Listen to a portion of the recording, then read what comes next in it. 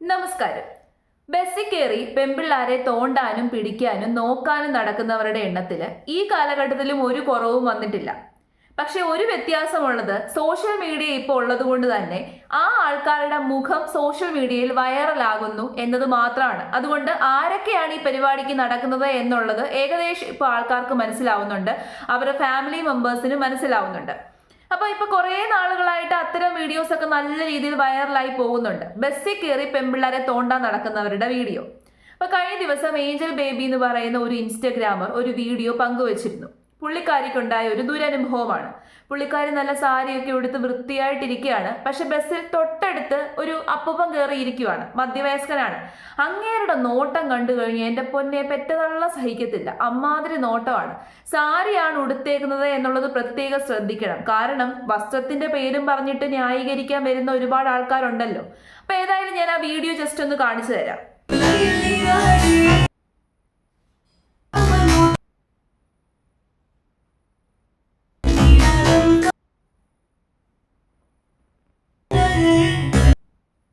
നോട്ടം കണ്ടോ? സൈഡിലിരുന്നിട്ട് കാണാൻ പറ്റാത്തത് കൊണ്ട് എത്തി അങ്ങ് നോക്കുവാണ്. ആൾക്കാരുണ്ടെന്നോ ഒന്നും ഒരു ചിന്തയുമില്ല.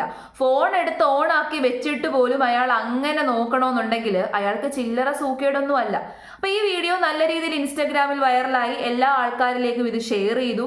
പക്ഷേ ഇത് കാണുന്ന കമന്റ് ഇട്ടിട്ടുള്ള ആൾക്കാരിൽ പകുതി പേർക്കും പ്രശ്നം അയാളുടെ വീട്ടുകാർ പാവം എന്ത് ചെയ്യും എന്നുള്ളതാണ്. അയാൾ ഇങ്ങനെ നടക്കുന്നതിലോ അയാൾ ഇങ്ങനെ നോക്കിയതിലോ ഒരു പ്രശ്നവും ഇല്ല. ഇനി ബാക്കിയുള്ള ആൾക്കാരുടെ പ്രശ്നം എന്താന്ന് വെച്ച് കഴിഞ്ഞാൽ ഏഞ്ചലിന്റെ സാരി ശകലം ഒന്ന് മാറിക്കിടക്കാണ്. നമ്മൾ മനസ്സിലാക്കേണ്ടത്, സാരി എത്ര ടൈറ്റ് ആയിട്ട് ഉടുത്താലും ഏതോ പ്രോഗ്രാമിന് പോയിട്ട് തിരിച്ചു വരുന്ന വഴിയാണ്. അപ്പൊ വൈകുന്നേരം ആകുമ്പോഴേക്കും സാരി അയഞ്ഞു പോകും. മാത്രമല്ല അത് വിൻഡോ സീറ്റിലാണ് ഇരിക്കുന്നത്, നല്ല കാറ്റാണ് ബസ് ഓടുമ്പോൾ. അപ്പൊ ഉറപ്പായിട്ടും കാറ്റടിച്ച് സാരി ചെറുതായിട്ടൊന്നും അയയും. പക്ഷേ നിങ്ങൾ ശ്രദ്ധിച്ചു കഴിഞ്ഞാൽ ഏഞ്ചലിന്റെ ബ്ലൗസ് നല്ല കയറ്റി തയ്ച്ചേക്കുന്ന ബ്ലൗസാണ്. എത്ര നോക്കിയാലും പ്രത്യേകിച്ചൊന്നും കാണാൻ പറ്റത്തില്ല. പക്ഷേ നമ്മൾ ഇട്ടേക്കുന്ന ഡ്രസ്സിനകത്തൂടെ പോലും എക്സ്റേ കണ്ണുകളായിട്ട് നോക്കുന്ന ചില അപ്പൂപ്പന്മാരുണ്ട്. ആ അപ്പൂപ്പന്മാരിൽ ഒരാളാണ് ആ കാണുന്ന വ്യക്തി. പക്ഷേ അയാളെ ന്യായീകരിക്കാനാണ് കമന്റ് സെക്ഷൻ കൂടുതലും പോകുന്നത്. ഈ ഒരു വീഡിയോ കണ്ടപ്പോൾ എനിക്ക് തോന്നിയ ഒരേ ഒരു നെഗറ്റീവ് എന്താന്ന് വെച്ച് കഴിഞ്ഞാൽ ഏഞ്ചൽ അതിനകത്ത് പ്രതികരിക്കുന്ന ഭാഗം കൂടി ചേർക്കണമായിരുന്നു. അതും കൂടി ചേർത്ത് കഴിഞ്ഞായിരുന്നെങ്കിൽ ആർക്കും അങ്ങനെ നെഗറ്റീവ് പറയാൻ തോന്നത്തില്ല.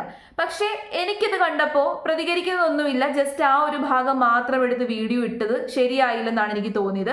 പ്രതികരണവും കൂടി ഉണ്ടായിരുന്നെങ്കിൽ കുറച്ചും കൂടി നന്നായേനെ. അയാളെ എന്ത് ചെയ്തു എന്നുള്ളതാണ് ആൾക്കാർക്ക് കാണേണ്ടത്.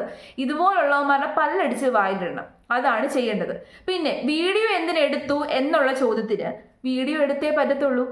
ഒരു വീഡിയോയും ഒരു തെളിവും ഇല്ലാതെ ഏഞ്ചൽ വെറുതെ അയാളെ ചെന്ന് റിയാക്ട് ചെയ്യുവാണെന്നുണ്ടെങ്കിൽ ആൾക്കാർ പറയും, നോക്ക് അഹങ്കാരി, അവൾ ചുമ്മാ റിയാക്ട് ചെയ്യുക, പാവ മനുഷ്യൻ, അങ്ങനെയല്ലേ വരത്തുള്ളൂ. പക്ഷെ വീഡിയോ ഉള്ളത് കൊണ്ട് അയാൾ എന്താണ് കാണിച്ചത്, അയാൾ എന്ത് വൃത്തികേടാണ് കാണിച്ചത് എന്നുള്ളത് മറ്റുള്ളവർക്ക് മനസ്സിലാക്കാൻ വേണ്ടി പറ്റുന്നുണ്ട്.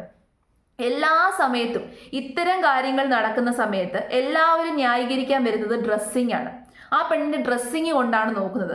പക്ഷേ ഒരു കാര്യം ഞാൻ പറയാം, ഡ്രസ്സിങ് എന്ന് പറയുന്നത് വെറും ന്യായീകരണം മാത്രമാണ്. മിക്ക സമയത്തും ഈ ഡ്രസ്സിങ് എന്ന് പറയുന്നത് ഒരു കാരണമേ അല്ല. കാരണം എത്ര നന്നായിട്ട് വസ്ത്രം ധരിച്ചാലും, ഈവൻ ശരീരം മുഴുവനായിട്ട് മറച്ച് ഡ്രസ്സ് ധരിച്ചാലും ആൾക്കാർ നോക്കിക്കൊണ്ടേയിരിക്കും. ഒരു പെൺകുട്ടിയെ ഏറ്റവും കൂടുതൽ സമൂഹത്തിൽ ഇറങ്ങുമ്പോൾ ഏറ്റവും കൂടുതൽ അവളെ ഓക്വേർഡ് ആക്കുന്നത് എന്താണെന്ന് അറിയാമോ? മറ്റുള്ളവരുടെ സ്റ്റെയറിംഗ് ആണ്. ഇങ്ങനെ തുറിച്ചു നോക്കിക്കൊണ്ടിരിക്കും. പോകുന്നിടത്തും വരുന്നിടത്തും കയറുന്ന ബസ്സിലും എവിടെ പോയി കഴിഞ്ഞാലും ആണുങ്ങളുടെ തുറിച്ചുനോട്ടമാണ് ഏറ്റവും കൂടുതൽ നമ്മളെ ഓക്വേർഡ് ആക്കുന്നത്, അൺകംഫോർട്ടബിൾ ആക്കുന്നത്.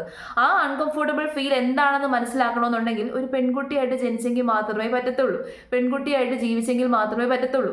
പല ആൺകുട്ടികളും സോഷ്യൽ എക്സ്പെരിമെന്റിന്റെ ഭാഗമായിട്ട് പെണ്ണിനെ പോലെ വസ്ത്രം ധരിച്ച് സാരിയൊക്കെ ഉടുത്ത് പോകാറുണ്ട്. അത്തരം ആൺകുട്ടികളോട് ചോദിച്ചു കഴിഞ്ഞാലും ചിലപ്പോൾ അവർക്ക് കാര്യങ്ങൾ മനസ്സിലാവും. കാരണം അവര് എല്ലാത്തിനും ഒടുവിൽ വന്ന് പറയുന്നത് തുറിച്ചുനോട്ടമാണ് സഹിക്കാൻ പറ്റാത്തതെന്നാണ്. തുറിച്ചുനോട്ടം മാത്രമല്ല, വളരെയധികം അൺകംഫർട്ടബിൾ ആയിട്ടുള്ള ടച്ചിങ്. അത് മാത്രമല്ല, നമ്മൾ ചുമ്മാ പോവായിരിക്കും, വന്ന് ഇടിച്ചിട്ട് പോകും. ഈ ഇടിച്ചിട്ട് പോകുമ്പോൾ നമ്മൾ വിചാരിക്കും നോർമലായിട്ട് ഇടിക്കുന്നതാണെന്ന്. പക്ഷെ അങ്ങനെയല്ല, മനഃപൂർവ്വം വന്ന് ഇടിച്ചിട്ട് പോകും, മനഃപൂർവ്വം വന്ന് തോണ്ടും. മനഃപൂർവ്വം വന്ന് അനാവശ്യമായിട്ട് നമ്മുടെ ശരീരത്തിൽ സ്പർശിക്കാൻ വരും. ഇങ്ങനെ എന്തുമാത്രം കാര്യങ്ങൾ ഫേസ് ചെയ്തിട്ടാണെന്നറിയാമോ ഓരോ സ്ത്രീയും ഈ സമൂഹത്തിലൂടെ നടക്കുന്നത്. ഒരു പബ്ലിക് ട്രാൻസ്പോർട്ടിൽ കയറി കഴിഞ്ഞാൽ അവിടെയും ഉണ്ട് പ്രശ്നങ്ങൾ, എല്ലായിടത്തും പ്രശ്നങ്ങളാണ്. പക്ഷേ ഒരു പ്രശ്നം വന്നു കഴിയുമ്പോഴേക്കും ആദ്യം ആൾക്കാർ ന്യായീകരിക്കാൻ ശ്രമിക്കുന്നത് ആ സ്ത്രീയുടെ വസ്ത്രധാരണം, ആ സ്ത്രീ അങ്ങനെ നടക്കുന്നവളാണ്, ആ സ്ത്രീ ഇങ്ങനെ നടക്കുന്നവളാണ്, ഫോട്ടോഷൂട്ട് ചെയ്യുന്നവളാണ്, അങ്ങനെയൊക്കെ പറഞ്ഞിട്ട് വിക്റ്റിമായിട്ടുള്ള ആൾക്കാരെ അങ്ങ് ഷെയിം ചെയ്യും. അതാണ് ഇവിടെ നടന്നുകൊണ്ടിരിക്കുന്നത്. അപ്പോൾ ഇതിനെതിരെ ഏഞ്ചൽ ബേബി പ്രതികരിക്കുന്ന ഒരു വീഡിയോ കൂടിയുണ്ട്. ആ വീഡിയോ കൂടി നമുക്കൊന്ന് കണ്ടു നോക്കാം.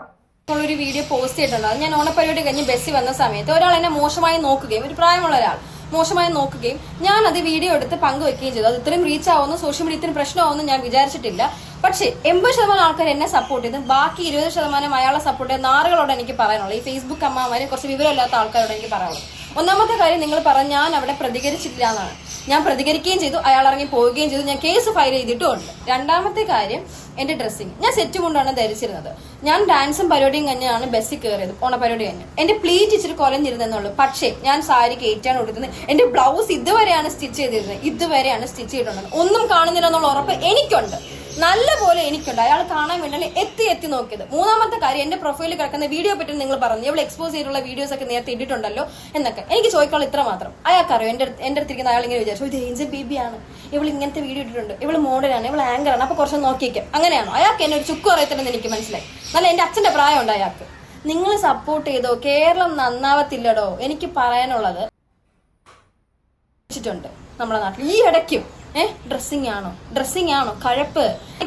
എത്ര പെൺകുട്ടികൾ എന്റെ DM മെസ്സേജ് എന്ന് പറയും, ചേച്ചി നമുക്ക് ഒത്തിരി അനുഭവം ഉണ്ടായിട്ടുണ്ട്. ഒരു പെൺകൊച്ച് എനിക്ക് അവളെ നോക്കി ഒരാളെ മാസ്റ്റർബേറ്റ് ചെയ്യുന്നു, ആ കൊച്ച് തട്ടമൊക്കെ ഇട്ട് മാന്യമായ വസ്ത്രമാണ് ധരിച്ചത്. അപ്പൊ വസ്ത്രത്തിന്റെ അല്ല, പല പെൺകുട്ടികളും ഫേസ് ചെയ്യുന്നുണ്ട്. പക്ഷെ അവർക്കിത് പുറത്തോട്ട് പറയാനുള്ള പേടി, പുറത്തോട്ട് വീഡിയോ ഇടാനുള്ള പേടി, പ്രതികരിക്കാനുള്ള പേടി. അതുകൊണ്ടാണ് ഒരു പ്രതികരിക്കുക. എനിക്ക് എന്റെ അക്കൗണ്ടിൽ ഒത്തിരി വീഡിയോസ് അവർ അയച്ചിട്ടുണ്ട്. ഒത്തിരി പെൺകുട്ടികൾ ഇതിനെപ്പറ്റി കണ്ടില്ലേ. ഇവിടെ വസ്ത്രമല്ല പ്രശ്നം, അത് നമ്മൾ മനസ്സിലാക്കുക. നമ്മുടെ നാട് അനുഭവിക്കുന്ന ഏറ്റവും വലിയ പ്രശ്നങ്ങളിൽ ഒരെണ്ണം എന്താണെന്ന് അറിയാമോ? സ്ത്രീകൾ സമൂഹത്തിൽ നിന്ന് ഇത്തരം പ്രശ്നങ്ങൾ നേരിടുമ്പോൾ അവരെങ്ങാനും ആ പ്രശ്നത്തെ പറ്റിയിട്ട് തുറന്നു പറഞ്ഞു കഴിയുമ്പോൾ എങ്ങനെ വിക്ടിമിനെ ഇതാക്കണമെന്നല്ല ആൾക്കാർ നോക്കുന്നത്, വിക്ടിമിനെ എങ്ങനെ സപ്പോർട്ട് ചെയ്യണം എന്നുള്ളതല്ല ആൾക്കാർ നോക്കുന്നത്, എങ്ങനെ ആ തെറ്റ് ചെയ്ത വ്യക്തിയെ ന്യായീകരിക്കാം. അതാണ് ആദ്യം നോക്കുന്നത്. തെറ്റ് ചെയ്ത വ്യക്തിയെ ന്യായീകരിക്കാൻ എന്തെങ്കിലും കാരണമുണ്ടോ? ആ കാരണത്തിൽ ആദ്യം നോക്കുന്നത് ആ സ്ത്രീ നല്ല വസ്ത്രമാണോ ധരിച്ചിരിക്കുന്നത്, ശരീരം മുഴുവനായിട്ട് മറച്ചിട്ടുണ്ടോ. ഇനി ശരീരം മുഴുവൻ മറച്ച വസ്ത്രമാണ് ധരിച്ചതെന്നുണ്ടെങ്കിൽ ആ സ്ത്രീ ഏത് സമയത്താണ് അവിടെ പോയത്, ഏത് സാഹചര്യത്തിൽ അവിടെ പോയി, ഇനി പുരുഷന്മാരുടെ ഒപ്പമാണോ പോയത്, അതെല്ലാം ഓക്കെ ആണെന്നുണ്ടെങ്കിൽ പിന്നെ നേരെ നോക്കുന്നത് സോഷ്യൽ മീഡിയയിലായിരിക്കും. ആ സ്ത്രീക്ക് സോഷ്യൽ മീഡിയ അക്കൗണ്ട് ഉണ്ടോ, ഇൻസ്റ്റഗ്രാം ഉണ്ടോ, യൂട്യൂബ് ഉണ്ടോ, ആ ഇൻസ്റ്റഗ്രാമിൽ എങ്ങനെയാണ് പോസ്റ്റുകൾ ഇട്ടേക്കുന്നത്, ഇതെല്ലാം നോക്കിയിട്ട് എല്ലാം പെർഫെക്റ്റ് ആണെന്നുണ്ടെങ്കിൽ മാത്രം ആ അനുഭവിച്ച ആ സ്ത്രീയെ സപ്പോർട്ട് ചെയ്യും. ഇല്ലെന്നുണ്ടെങ്കിൽ സപ്പോർട്ട് ചെയ്യത്തില്ല. എന്തെങ്കിലും ഒരു കോളം ഇല്ലെന്നുണ്ടെങ്കിൽ, ഏതെങ്കിലും ഒരു രീതിയിൽ ഈ പറയുന്ന കാറ്റഗറിയിൽ ഒന്നുമല്ല ഈ സ്ത്രീ പെടുന്നതെന്നുണ്ടെങ്കിൽ ആദ്യം കുറ്റപ്പെടുന്നത് ആ സ്ത്രീ ആയിരിക്കും. അവൾ അങ്ങനെ നടന്നിട്ടാ, അവളുടെ വസ്ത്രം അങ്ങനെ ആയിട്ടാ ഇങ്ങനെയാണ് ചെയ്യുന്നത്. എന്നാൽ നേരെ മറിച്ച് പുരുഷനെ കുറ്റം പറയത്തില്ല. ഇവിടെ ഏതൊരു സാഹചര്യത്തിലും സ്ത്രീക്ക് നേരെ എന്തൊക്കെ പ്രശ്നങ്ങൾ ഉണ്ടായാലും അവിടെ കാരണമായിരിക്കുന്നത് പുരുഷൻ തന്നെയാണ്. ആ പുരുഷന്റെ മൈൻഡ് സെറ്റാണ്, വൃത്തികെട്ട മൈൻഡ് സെറ്റ്. സ്ത്രീകൾ എന്ന് പറയുന്നത് നമുക്ക് നോക്കാനും കാണാനും ഉപയോഗിക്കാനുമുള്ള ഒരു വസ്തുവാണ് എന്നുള്ള മൈൻഡ് സെറ്റിൽ വളർന്നു വരുന്ന പുരുഷന്മാരാണ് ഈ സമൂഹത്തിലെ ഏറ്റവും വലിയ പ്രശ്നം. ഞാൻ ഇന്ന് രാവിലെ ഇൻസ്റ്റഗ്രാമിൽ ഒരു വീഡിയോ കണ്ടതാണ്. ആ വീഡിയോയുടെ ഉള്ളടക്കം ഞാൻ പറയാം. അതിനകത്ത് 2 ചെറുക്കന്മാര് ചുമ്മാ ഇങ്ങനെ കാള കളിച്ച് നടക്കുന്ന 2 ചെറുക്കന്മാർ. ആ ചെറുക്കന്മാർ ഇങ്ങനെ വഴി കൂടെ നടന്നു വരുവാണ്. നടന്നു വന്നപ്പോൾ അതിലൊരു ചെറുക്കൻ 2 പെൺകുട്ടികളും ഇങ്ങനെ ഓപ്പോസിറ്റ് നടന്നു വരുന്നുണ്ട്. അതിലൊരു ചെറുക്കൻ ആ പെൺകുട്ടിയുടെ കയ്യിൽ ഇങ്ങനെ തോണ്ടി. അത് അൺഎക്സ്പെക്റ്റഡ് ആയിട്ട് ചെയ്ത രീതിയിൽ തോണ്ടി. അത് ആ പെൺകുട്ടിക്ക് ഭയങ്കര അൺകംഫർട്ടബിൾ ആയിട്ട് ഫീൽ ചെയ്തു. അവൾ തിരിഞ്ഞു നിന്നു. അവൾക്ക് ഇങ്ങനെ ഭയങ്കര വിഷമം വരുന്നുണ്ട്. എങ്ങനെ പ്രതികരിക്കണമെന്ന് അറിയാതെ അവൾ അവിടെ നിൽക്കുകയാണ്. എന്നിട്ട് ഇവന്മാർ രണ്ടുപേരും ഇങ്ങനെ നടന്നു പോയിട്ട് അതിനെ പറ്റിയിട്ട് പറഞ്ഞ് ചിരിച്ച് കളിച്ച് ആ നല്ല രസം ഉണ്ടായിരുന്നു എന്നൊക്കെ പറഞ്ഞ് ചിരിച്ച് കളിച്ച് ഇങ്ങനെ പോകുന്നു. അപ്പൊ ഇതെല്ലാം കാണുന്ന വേറൊരു പുരുഷൻ, ഇവന്മാരെക്കാൾ കുറച്ച് പ്രായമുള്ളൊരു പുരുഷൻ. അപ്പൊ ഇത് നമ്മൾ വിചാരിക്കും കഴിഞ്ഞു, എല്ലാം കഴിഞ്ഞു. പക്ഷേ ഈ ചെറുക്കൻ ഇങ്ങനെ പോകുന്ന വഴിയിലൊക്കെ ഓരോരോ ചെറുക്കന്മാർ വന്ന് ഈ ചെറുക്കന്റെ ശരീരത്തിൽ ഇങ്ങനെ അൺകംഫർട്ടബിൾ ആയിട്ട് തൊടുന്നു. പബ്ലിക് ട്രാൻസ്പോർട്ടിൽ കയറുമ്പോൾ അവനെ ചെന്ന് തോണ്ടുന്നു, അവനെ ചെന്ന് പിടിക്കുന്നു. അങ്ങനെ കുറെ പുരുഷന്മാർ ഇവനെ ഇങ്ങനെ അൺകംഫർട്ടബിൾ ആയിട്ട് ടച്ച് ചെയ്യുന്നു. അന്നേരം ആ സ്ത്രീ അനുഭവിച്ച അതേ ഫീല് ഇവനും അനുഭവിക്കുകയാണ്. കുറച്ച് കഴിഞ്ഞപ്പോൾ ഇവരെല്ലാവരും കൂടി ഒന്നിച്ച് വന്നിട്ട് അന്നേരം ആ ഒരു ഇൻസിഡന്റ് കണ്ടുകൊണ്ടിരുന്ന ആ പുരുഷൻ വന്നിട്ട് അവനോട് ചോദിക്കുന്നു, ഇപ്പം നിനക്ക് രസമായിട്ട് തോന്നിയോ എന്ന്. മനസ്സിലായോ? അതായത് സ്ത്രീകൾ ഈ സമൂഹത്തിൽ അനുഭവിക്കുന്ന പ്രശ്നങ്ങളൊക്കെ അതേ ഇമ്പാക്റ്റോട് കൂടിയിട്ട് പുരുഷൻ അനുഭവിക്കേണ്ടി വന്നു കഴിഞ്ഞാൽ അപ്പം മാത്രമേ അവൻ അതിന്റെ ഇമ്പാക്റ്റ് എത്രത്തോളമാണെന്ന് മനസ്സിലാവത്തുള്ളൂ. അതുവരെ ഇങ്ങനെ ന്യായീകരിച്ചുകൊണ്ടേയിരിക്കും. പുരുഷന്മാർ എപ്പോഴും ന്യായീകരിക്കാൻ വേണ്ടിയിട്ടുള്ള കാരണങ്ങൾ കണ്ടെത്തും. കള്ള് കുടിക്കണമെന്നുണ്ടെങ്കിൽ കള്ള് കുടിക്കാനുള്ള ന്യായീകരണം കണ്ടെത്തും. മറ്റേ സ്മോക്ക് ചെയ്യണമെന്നുണ്ടെങ്കിൽ അതിനുള്ള ന്യായീകരണം കണ്ടെത്തും. ഒരു സ്ത്രീയെ ഉപദ്രവിക്കണമെന്നുണ്ടെങ്കിൽ അതിനുമുള്ള ന്യായീകരണം കണ്ടെത്തും. നമ്മുടെ നാട്ടിൽ സ്ത്രീകൾ ഉപദ്രവിക്കപ്പെട്ടിട്ടുള്ള കേസുകളൊക്കെ എടുത്തു കഴിഞ്ഞാൽ എന്തിനവൾ രാത്രിയിൽ അവിടെ പോയി, എന്തിനവൾ ഒറ്റയ്ക്ക് വണ്ടിയിൽ കയറി, എന്തിനവൾ ആ വസ്ത്രം ധരിച്ചു, എന്തിനവൾ ആണുങ്ങളുമായിട്ട് കൂട്ടുകൂടി, ഇങ്ങനെയുള്ള കാര്യങ്ങൾ മാത്രമേ കേൾക്കാൻ പറ്റത്തുള്ളൂ. പക്ഷേ നേരെ മറിച്ച് എന്തിനാ പുരുഷൻ അത് ചെയ്തു എന്നുള്ള ചോദ്യം ആരും ചോദിക്കത്തില്ല. അപ്പൊ ഈ ചോദ്യങ്ങൾ തിരിച്ച് ചോദിക്കാൻ നമ്മൾ ഇതാകണം, നമ്മൾ ധൈര്യപ്പെടണം. എങ്കിൽ മാത്രമേ ഈ സമൂഹത്തിൽ ഇപ്പോൾ അനുഭവിക്കുന്ന സ്ത്രീകൾ അനുഭവിക്കുന്ന പ്രശ്നങ്ങളൊക്കെ തന്നെ കുറയത്തുള്ളൂ.